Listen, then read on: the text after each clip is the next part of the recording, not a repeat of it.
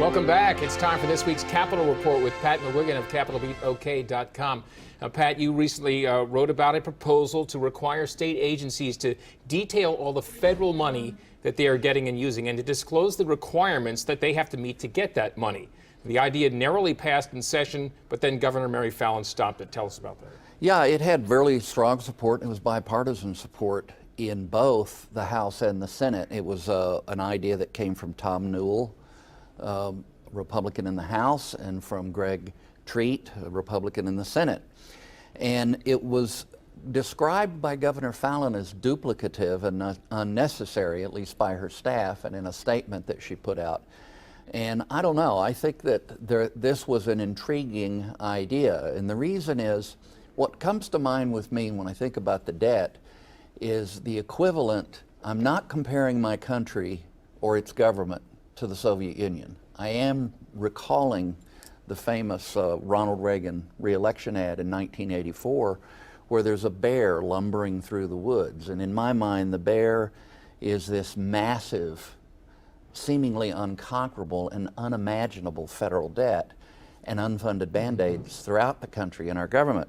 And this bear wandering through the woods, and there's a stentoric, beautiful intonation by the announcer, who was an old friend of Reagan's, making the case that, well, shouldn't we be prepared for the bear if there is a bear? And it ends with a hunter coming face to face with the bear, and he doesn't shoot the bear, but it just ends with that rhetorical question.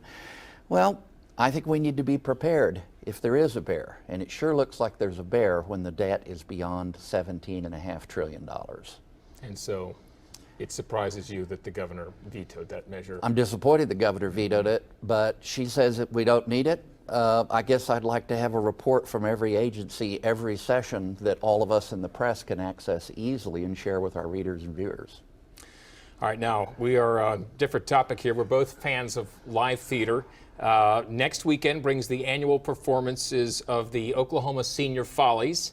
What's the good word on that? Well, one good word is that Dick Sias is the king this year, and that means he presides over the proceedings, which are a lot of fun. This idea was developed by Bobby Burbridge Lane, who's actually performed in the Dallas Senior Follies for years. And she brought it home as a way to get older folks energized and to encourage people to come to Mitchell Hall at UCO and watch this show and pay for it, and the proceeds help to benefit senior programs.